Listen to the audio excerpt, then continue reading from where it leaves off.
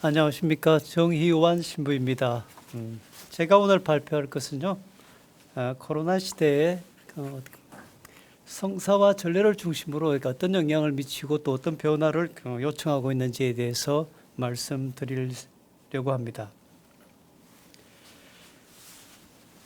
코로나 사태가 종교와 신앙에 미친 영향과 도전에 대한 성찰을 다루는데요. 좀 성사와 전례의 영역에 국한되어서 말씀드리겠습니다.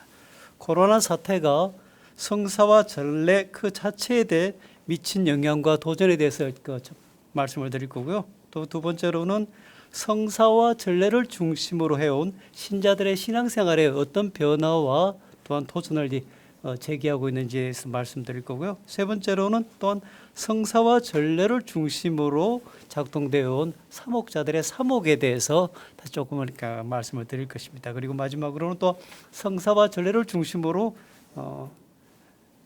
형성되어 온 본당 시스템에 대한 어떤 성찰과 반성을 잠깐 이야기하게 될 것입니다.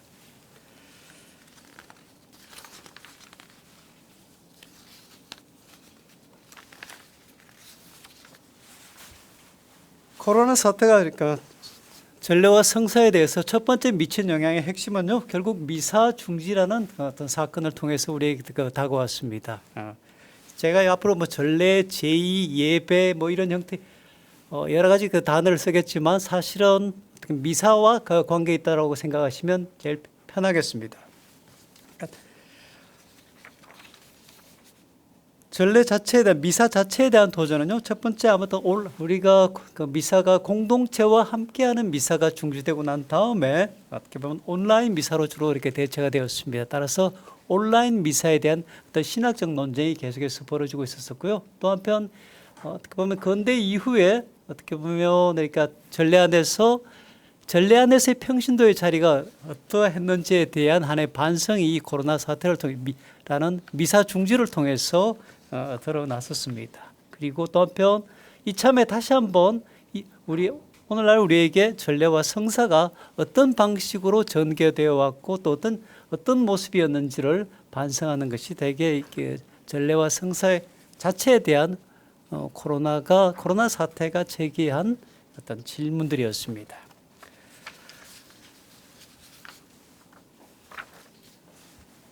사실요, 그렇게 온라인 미사가 일종의 대체제로 시작되었지만요, 온라인 미사의 한계는 어떻게 보면 미사 자체가 참여하는 것인데 어떻게 보면 자꾸 보는 것으로 전락하게 되고요. 두 번째로는 아마 미사를 자칫하게 되면 소비하는 형태, 여러 다양한 미사를 선택해서 소비하는 모습으로 바뀔 위험이 있었고요. 또 한편 어떻게 보면 온라인 미사는 가톨릭 교회의 핵심적인 요소였던요.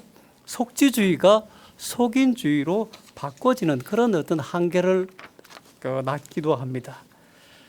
온라인 미사의 신학적 논쟁을 온라인 미사를 둘러싼 신학적 논쟁의 핵심은요, 여러 가지로 우리가 미사에 대해서 신학적으로 생각해 볼 수도 있겠지만 미사의 구성 요소는요, 크게 보면 주님의 현존의 문제가 핵심이었고요. 그다음에 두 번째가 미사는 기억의 행위였습니다. 액트 오브 아나메시스였습니다. 그리고 세 번째는 미사를 통해서 공동체가 어떻게 보면 친교를 이루는 것입니다. 그래서 미사의 큰 틀 안에 신학적 전망 안에서 미사가 되게 큰 세 개의 요소를 갖고 있다면요, 되게 이 세 요소를 둘러싸고 어떤 온라인 미사에 대한 신학적 논쟁이 벌어지고 있습니다.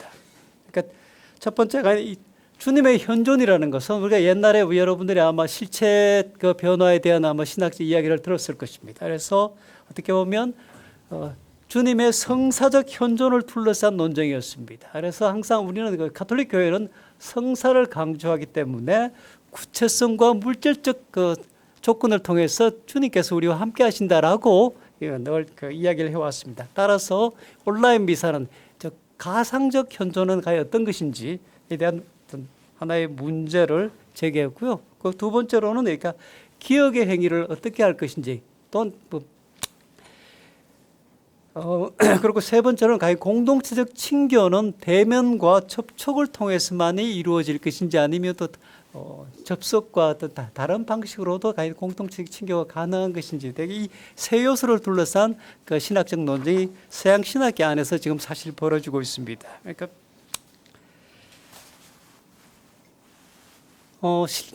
주님의 현존이라는 단어 좀 신학적 이야기인데요. 어떻게 보면 그러니까 실제적 현존, real presence라고 말하기도 하고, 그 다음에 가상적 현존, virtual presence, 그 다음에 물리적 현존, physical presence, 그 다음에 성사적 현존, sacramental presence 이렇게 되게 우리가 신학적 용어가 여러 가지 있는데요. 사실 이 용어가 정확히 무엇을 뜻하는지 사실 신학자들도 명쾌하게 설명을 잘 해내지 못하고 있습니다.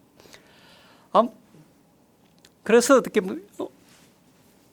인터넷을 통한 주님의 현존은 가상적 현존이기 때문에 전통적인 미사 안에서 주님의 성체 안에 계신 이 실제적 현존을 구현하지 못하기 때문에 온라인 미사는 한계를 지녔다라고 하는 것이 기본적인 신학적인 입장입니다. 그래서 사실은 미사가 어떻게 보면 온라인 미사는 교회법적으로는 잠정적 대안의 역할은 하고 있지만 합법적이지 못하고 있습니다. 신학적으로는요. 근데 여기서 많은 오늘날의 신학자들이요, 질문을 제기하는 것이 과연 이 실제적 현존을 그러면 어떻게 이해할 것인지, 그리고 실제적 현존과 가상적 현존을 어떻게 이해할 것인지, 그리고 성사적 현존이라는 이 개념을 어떻게 이해할 것인지가 여전히 아직까지 논쟁 중인데요. 어느 신학자가 이런 이야기를 합니다. 그리스도의 실제적 현존은 성사적 실제다. 그리스도의 실제적 현존을 물리적 실제로 혼동하거나 제한해서는 안 된다. 축성된 빵과 포도주 안에 그리스도가 현존한다는 것은 부활한 그리스도께서 제자들에게 물리적이고 역사적으로 현존했던 것과는 다른 방식일 것이다라고 이렇게 말합니다. 그래서 아무튼 여러 이 실제적 현존 때문에 온라인 미사가 한계가 있다라고 말하는 것이 기본적인 신학적인 입장입니다. 그런데 물론 테레사 베르그라는 가톨릭 평신도 여성 전략자는 그래도 조금 더 이것을 주님께서 주님의 현존이 단순하게 그렇게 이렇게 물리적 공간에 제한되는 건 아니지 않느냐, 다시 좀 더 확장시켜 볼 수 있지 않느냐라고 제안은 하고 있지만 아직까지 교회법적으로 아니면 신학적으로 이 주님의 현존 문제가 정확하게 설득되지 않기 때문에 온라인 미사는 한계가 있는 것으로 일단은 잠정적으로 제한되고 있습니다. 신학적으로는요. 그리고 또 어떻게 보면 이렇게 공동적 친교라는 것이 미사 안에서 어떻게 공동체의 정체성과 정체성을 확보하고 어떻게 친교가 이루어지는데 이것이 과연 꼭 어떤 페이스 투 페이스, 즉 대면을 하고 그다음에 접촉이라는 방식을 통해서만이 친교가 이루어지는 것인지, 과연 이 시대, 오늘날 온라인 시대에 과연 어떻게 보면 그러니까 접촉이라는 것과 접속이라는 것은 이렇게 조금씩 뉘앙스가 다른데요. 점점 접속이라는 것에 익숙해지는 다음 세대들에게 과연 이것이 친교라는 것이 꼭 접촉을 통해서만 가능한 것인가라는 또 질문이 제기되기도 합니다. 그래서 과연 꼭 공동체의 친교는 것은 같은 시간과 같은 공간의 장소 안에서 모일 때만이 친교가 이루어진다라고 하는 것은 되게 너무 근대적 발상이 아닌가라는 어떤 하나의 또 다른 어떤 문제 제기가 이루어지고 있습니다. 그래서 꼭 온라인의 접속을 통한 친교도 가능하지 않느냐라는 것이 또 한편 온라인 미사에 대해서 어떻게 보면 미사에 대해서 조금 더 확장하려고 하는 신학자들의 주로 입장입니다. 그리고 또 어떻게 보면 미사의 두 번째 요소가 기억의 행위인데요. 기억이라는 것도 역시 마찬가지죠. 전통적으로는 함께 공동체가 모여서 몸의 기억을 통해서 그리스도에 대한 기념하고 기억한다라는 공동체적 이렇게 모임을 강조했는데요. 그런데 오늘날의 기억의 행위가 꼭 그런 방식으로 이루어져야만 되느냐라는 것이 또 한편 신학자들의 토질입니다. 그래서 아무튼 주님의 현존의 문제, 미사 안에서 기억의 행위의 문제, 그리고 미사에서 이루어지는 공동적 친교의 문제가 과연 같은 시간과 같은 공간 속에서 꼭 물질성을 통해서만이 가능한 것인지, 아니면 온라인을 통해서도 가능한 것인지, 여기에 대한 논쟁은 계속해서 아마 진행되리라고 믿고 있습니다. 그리고요, 또 한편 이 성사 두 번째로서는 어떻게 보면 전례 안에서의 평신도의 자리 역할에 대해서 한번 이렇게 코로나 사태가 우리에게 제기하고 있습니다. 원래 이것은 사실 근대 전례학자들에 의해서 사실 이 문제가 늘 끊임없이 제기되어 왔었습니다. 우리가 미사가 중단되었다고 말하지만 교회가 미사를 중단하지는 않았습니다. 공동체와 함께하는 미사가 중단되었다는 뜻입니다. 하지만 끊임없이 교회가 사자들을 통해서 교회는 모든 구석구석에서 미사가 거행되고 있으니까 교회 안에서 미사가 중지된 적은 없다라고 말하지만 그러면 신자들의 입장 속에서 그러면 우리는 라는 그런 질문을 제기하게 되죠. 그래서 물론 사자는 공동체를 대표해 미사를 거행하고 주재하는 사람일 뿐이라고 말하지만 신자들은 스스로 미사를 거행할 수 없기 때문에 다시 한번 전례 안에서의 신자들의 위치와 역할에 대한 질문을 던지게 되었습니다. 사실 어떻게 보면 코로나 시간 속에서 신자들만 결국 전례와 성사에서 배제되는 경험을 하게 된 것입니다. 따라서 지난 성주간 때 교황님께서 신자들과 함께 하는 미사를 하지 못하기 때문에 같은 시간대에 기도해 달라고 요청했는데요. 결국 같은 공간은 아니고 같은 시간에서만 참여하는 이렇게 공간에서 배제되고 같은 시간에서 함께 할 수밖에 없는 그래서 이런 맥락 안에서 과연 전례가 가톨릭 전례 안에서 신자들에게는 이게 어떤 의미를 가지고 또 전례 안에서 신자들의 역할이 무엇인지에 대한 고민과 질문을 다시 던지게 되는 겁니다. 이런 맥락 안에서 다시 한번 보편 사제적 신자들이 세례받은 신자들이 사제직을 거행한다는 것이 과연 무엇을 의미하는지에 대한 신학적 질문이 등장하는 겁니다. 사실 이 보편 사제적 제2차 바티칸 공회를 통해서 세례 성사의 우선성과 보편 사제적 개념이 제도 확립되었지만 여기에 대해서 명쾌하게 아직 정확하게 신학적으로 보편 사제직이 수행한다는 것이 어떤 것인지에 대한 아직까지 명쾌한 논의가 제대로 확립되지 않았습니다.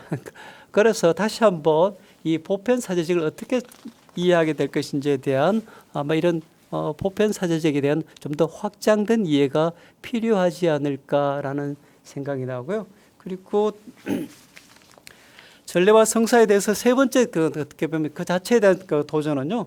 그러면 미사 중지를 통해서 다시 한번 그럼 이참에 도대체 지금까지 기존의 전례와 성사가 어떤 방식으로 전개되어 왔는지에 대해서 한번 반성하고 성찰해 보는 기회를 갖자라는 것이 되게 오늘날 이 코로나 사태가 전례학자들에게 준 하나의 도전이었습니다. 그래서 조금 미묘한 이야기지만요. 신학적으로 보면요. 되게 바오로 6세 교황님이 중심으로 강조되는 전례개혁적 흐름과 제2차 바티칸 공회 이후에 전례개혁적인 흐름과 베네딕토 16세 교황님이 강조하는 새로운 전통의 전례개혁적 흐름은 약간 서로가 뉘앙스가 다르면서 약간은 충돌적입니다. 그래서 많은 제2차 바티칸 공회를 이야기하는 많은 역사학자들은 제2차 바티칸 공회의 문헌들 가운데 가장 중요한 것이 전례 헌장이라고 말합니다. 사실 교회 신앙 안에서 핵심은 전례입니다. 그래서 이 전례 안에서 굉장히 개혁적 흐름과 좀 더 평신도 역할과 성령을 강조하는 입장이 바오로 6세 교황님의 흐름이라면요. 또 베네딕토 16세 교황님의 새로운 전통의 전례 흐름에는 조금 뉘앙스가 다릅니다. 아무튼 이 두 교회 신학사적 흐름에 두 개의 큰 논쟁이 있는데요. 예를 조금 이렇게 미묘한 이야기지만 최근에 여러분들이 아마 전례 미사 경문을 해체할 때 모든 이와 많은 이를 갖고 붙은 논쟁을 아마 알게 될 것입니다. 그래서 최근 여러분들이 기사를 보시면 알겠지만 다시 이태리 주교회에서는 모든 이로 바꿨습니다. 이렇게 이런 작은 표현이지만 이런 표현들 안에서 어떤 전례에 대한 어떤 생각이 조금씩 교회 안에도 서로 상반된 입장들을 갖고 있습니다. 물론 이렇게 전례 성사의 보이지 않는 은총과 구원의 힘에 대한 많은 설명을 할 수 있고요. 전례 안에는 단순한 인지적 패러다임의 현현을 넘어서는 굉장히 무언가 있다라는 것을 우리가 알고 있습니다. 그리고 또한 교회는 오랫동안 전례가 가진 아름다움과 숨겨진 힘과 시간을 초월하는 장엄함에 대해서 설명해 왔습니다. 전례가 소중하다고 많이 강조는 해왔지만 신학적으로 강조한 것과 실제 전례 현장에서 신자들이 체감하는 느낌은 분명히 다릅니다. 여기에 어떻게 보면 코로나 사태를 통해서 전래 중지, 미사 중지가 어떻게 보면 다시 한번 기존의 전례가 어떤 방식으로 신자들에게 어필되었는지를 반성하게 하는 하나의 계기가 된 것은 사실입니다. 그래서 오늘날의 많은 전례학자들은 전례와 성사에 대해서 신학적 접근뿐만 아니라 즉 신학적 의미와 효과뿐만 아니라 사회학적 의미와 효과에 대해서도 성찰해야 한다고 많이 강조를 하고 있습니다. 사실 전례가 곧 신앙교육이며 영적 성장의 자리입니다. 우리가 종교사회학적으로 보면요, 하나의 종교 안에는 신화와 이야기의 영역과 그다음에 전례와 지혜의 영역과 그다음에 일상생활, 윤리적 삶과 신앙적 가치관을 실현하는 이 세 가지 영역이 기본의 종교사회학 한 종교를 지탱하는 세 가지 기둥인데요. 전례가 즉 전례와 제의가 그 중심이었는데 사실 어떻게 보면 가톨릭 교회는요, 그래서 전례를 성사화하면서 굉장히 전례를 거룩하게 만들었습니다. 그러니까 어떻게 보면 프로테스탄트는 이렇게 신화와 이렇게 말씀 쪽에 이야기 쪽에 그 포커스가 주어졌다면요, 우리는 주로 전례 쪽에 포커스가 주어져 있었습니다. 근데 아무튼 그만큼 저 전례와 제의가 중요한데요. 사실 어떻게 보면 그러니까 아까도 금방 조금 전에 말씀을 드렸지만 이렇게 전례의 신학적 의미와 대해서는 우리가 충분히 전례 안에서 구원의 은총이 이루어진다는 걸 충분히 신학적으로 납득하고 수용하고 있습니다. 하지만 실제 전례가 사람들에게 어떻게 작동되는지를 사회학적으로 물어보면요, 사실 어떻게 보면 오늘날의 가톨릭 전례는 굉장히 빈약한 것이 아닌가라는 그런 반성들이 전례학자들에게 많이 일어나고 있습니다. 어떻게 보면요, 최근에 가톨릭 전례 안에 이 두 권의 책이 있습니다.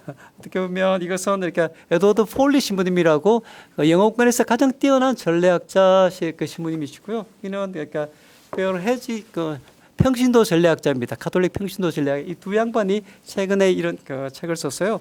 가톨릭 전례가 실제적으로 신자들에게 어떻게 작동되고 있는지를 이렇게 분석한 것들입니다. 이 에드워드 폴리 신부님이 이론에 의하면요, 전례는 하느님의 이야기와 사람의 이야기가 만나는 자리인데요. 사실 오늘날의 가톨릭 많은 전례가 사실 사람들의 이야기를 제대로 대변하지 못하고 있다라고 분석을 하고 있습니다. 그래서 적어도 가톨릭 미사 안에는 사람들의 이야기가 들어가는 것은 네 군데가 있는데요. 그러니까 성가, 그다음에 통회의 기도 영역, 그다음에 강론, 그리고 신자들의 기도, 이 네 영역 안에서 사람들의 이야기, 사람들의 삶의 사연이 들어가야 되는데 전혀 오늘날에 사실 가톨릭 교회에서 벌어지는 한국 특히 교회에서도 성가가 사실 그렇게 어떻게 보면 그러니까 우리의 마음을 울리거나 그렇지 않잖아요. 우리가 버스를 타고 가서 대중가요를 들었을 때마다 굉장히 대중가요가 우리를 마음을 이렇게 심금을 울리기도 하는데 사실 가톨릭 성가는 그렇게 우리의 마음을 이렇게 알아주는 그런 모습으로 우리에게 잘 작동되지 않고 있습니다. 통회 기도도 마찬가지예요. 개신교회 어떻게 보면 통성 고백은 좋은 영향 모습일지 모르겠죠. 아무튼 전 되게 형식적으로 되기 때문에 전혀 오늘날의 전례 안에서 우리들의 이야기가 가지 않기 때문에 전례가 자꾸 형식적이 되고 살아있지 않는 전례로 전락하고 있다라고 지적하고 있습니다. 그리고요, 그래서요, 특히 이 피에로 해지 같은 이 전례학자는 좀 더 그러니까 실제적으로 전례가 어떻게 신자들에게 작동된지를 사회적으로 분석, 즉 실제 전례가 사람들에게 어떤 감동을 주었는지, 전례 안에 어떤 요소들이 사람들에게 영향을 미치고 있는지 이런 것을 구체적으로 분석해서 다시 한번 우리의 전례를 반성하고 점검해야 한다라고 이 학자들은 우리에게 제안을 하고 있습니다. 모르겠습니다. 각자마다 생각이 다르겠지만 사실 가톨릭 전례는 점점 어떻게 보면 참여한다기보다도 그냥 보는 모습으로 온라인의 원래 모습으로 자꾸 변해오지 않았는가라는 생각을 많이 하게 됩니다.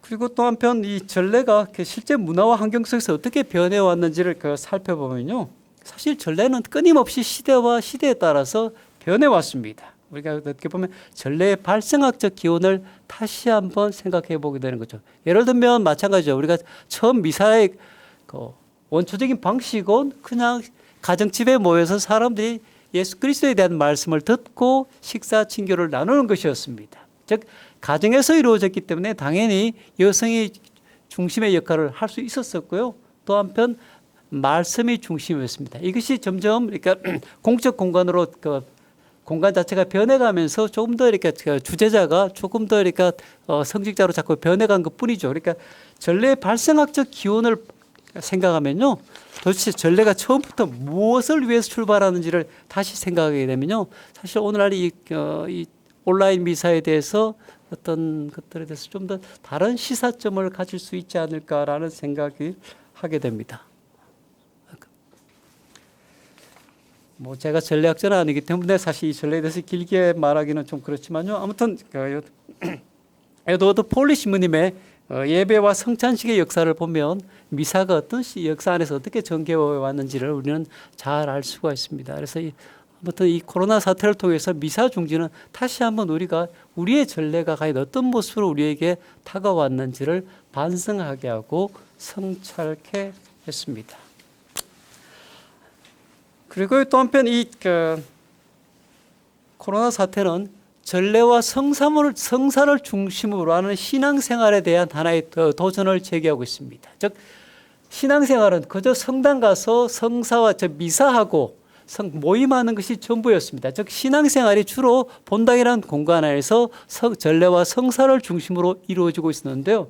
이것이 딱 제한되니까 다시 한번 우리들의 신앙생활을 어떻게 해야 되지라는 하나의 질문이 등장하게 되는 겁니다. 이럴 때 다시 한번 그러니까 신앙생활의 총체성에 대해서 다시 한번 생각하게 됩니다. 신앙생활이라는 것은 단순하게 전례와 성사만 참여하는 것이 아니라 성경을 읽고 우리가 가톨릭 교회 교리서를 보면 네 가지 형태로 구분되어 있습니다. 즉 교리와 신앙 공부하는 것, 그리고 전례와 성사의 영역, 생활과 윤리의 영역, 그리고 기도와 영성의 영역입니다. 즉 신앙생활을 한다는 것은 이 네 가지를 다 한다는 것이었습니다. 그런데 전통적으로 전례와 성사 쪽에 포커스가 맞춰져 있었기 때문에 우리는 이 부분이 제한되니까 신앙생활을 하고 있지 않다라는 느낌을 자꾸 갖게 되는 겁니다.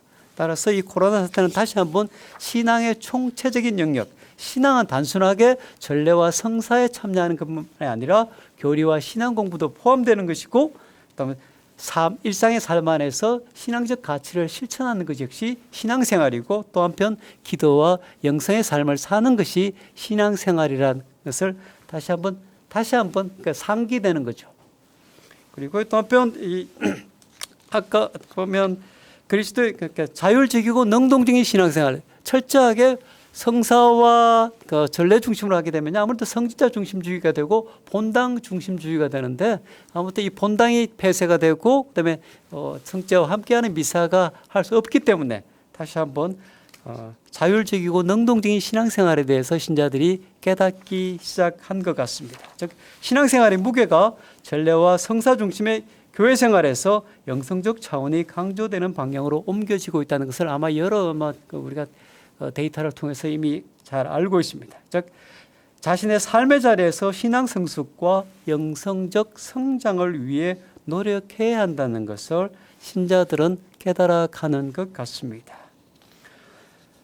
또 한편 이 코로나 사태는요, 어떻게 보면 성직자들에게도, 또 한편 이 코로나의 경험은 성직자들에게도 사목자들에게도 많은 반성과 성찰을 요청하고 있습니다. 최근에 독일 주교회의 의장이신 게오르그 베칭 주교는 한 인터뷰에서 코로나 사태를 통해서 교회 안에서 평신도들이 바라보는 교회의 현실에 대해 성찰할 수 있었다고 고백하고 있습니다.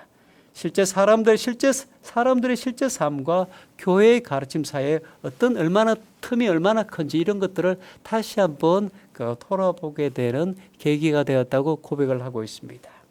아무튼 이 많은 오늘 학자들이 지적을 합니다. 이 코로나 시대의 사목은 불러오는 방식이라기보다는 찾아가는 방식이 될 것이라고 말합니다. 미국의 리사 풀럼이라는 하나의 신학자는요, 한 신학자는 paradox of incarnation이라는 단어를 썼습니다. 즉 코로나 사태를 통해서 불특정 다수가 모이는 대형 집회는 불가능해지기 시작하기 때문에 이제는 작은 사람들이 서로가 잘 아는 사람들끼리 모여서 소규모로 어떤 행사를 할 수밖에 없지 않을까라고 말합니다. 그래서 어떤 의미에서 이 코로나 시대의 사목은 바로 그곳을 찾아가, 즉 사제들이 할 수 있는 것은 신자들의 삶의 현장으로 찾아가서 소규모의 방식으로서 성사를 거행하는 일이 될 것입니다.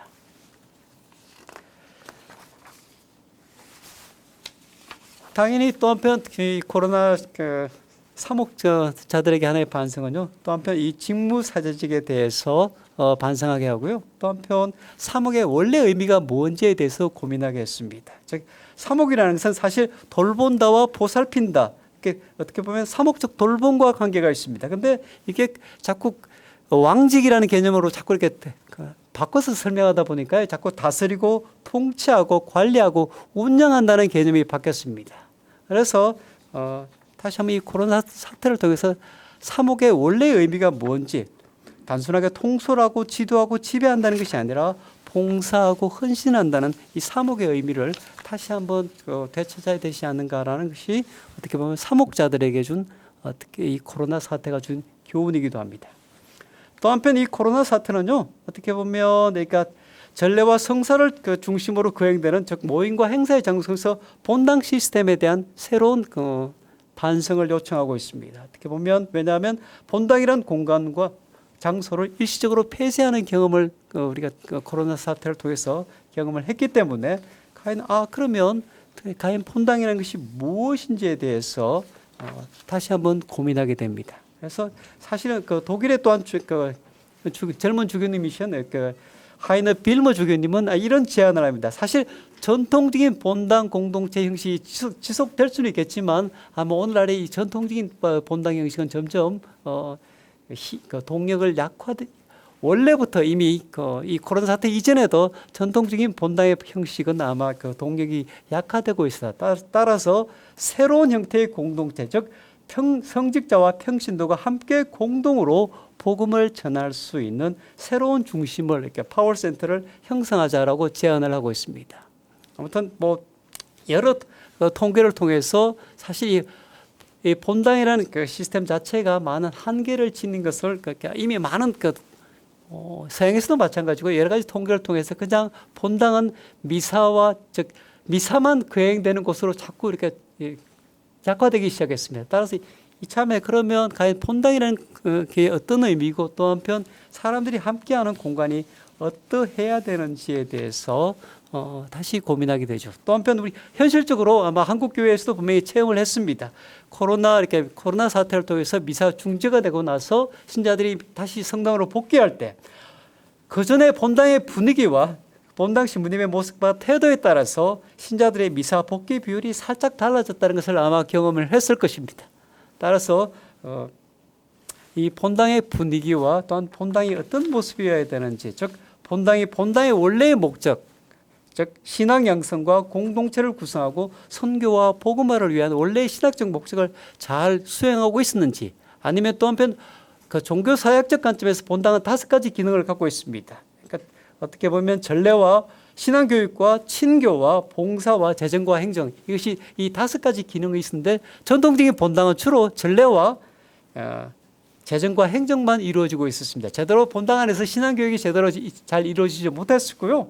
그다음에 사실 공동체적 친교가 잘 이루어지지 못했었고요. 본당을 중심으로 봉사가 제대로 이루어지지 못했습니다. 따라서 이 코로나 사태는 기존의 전통적인 본당의 모습에 대해서 다시 한번 반성하게 하는 하나의 계기가 되기도 했었습니다.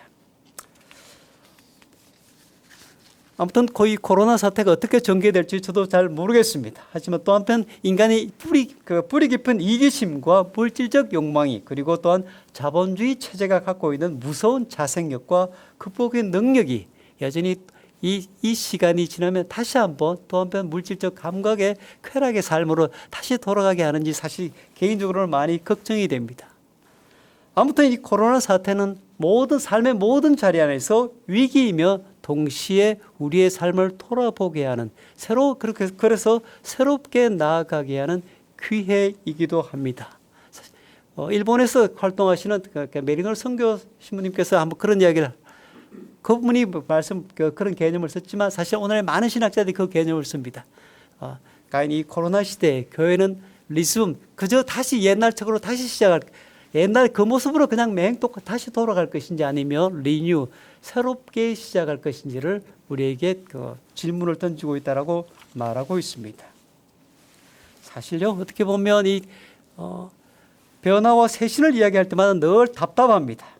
어떻게 보면 하나의 새로운 좋은 프로그램이 뭐가 자꾸 이렇게 개발되기를 사람들이 요청합니다. 하지만요, 모르겠습니다. 제 개인적인 생각은 사실 어떻게 보면 물론 구체적이고 대안적인 프로그램이 제시되어야 되겠지만 사실 프로그램을 통해서 변화와 개혁이 이루어진 적은 없습니다.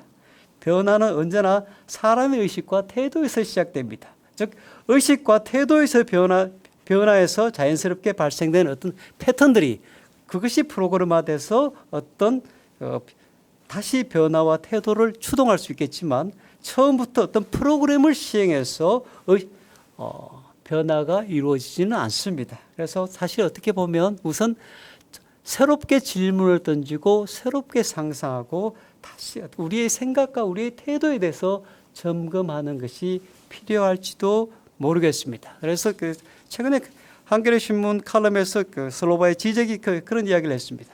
나는 코로나 위기가 새로운 시대를 열었다고 생각한다. 이제 우리는 우리의 삶과 사회의 의미를 처음부터 끝까지 새롭게 사고해야 하는 시대를 맞이했다. 우리는 그동안 세계를 바꾸기 위해 너무 성급했는지 모른다.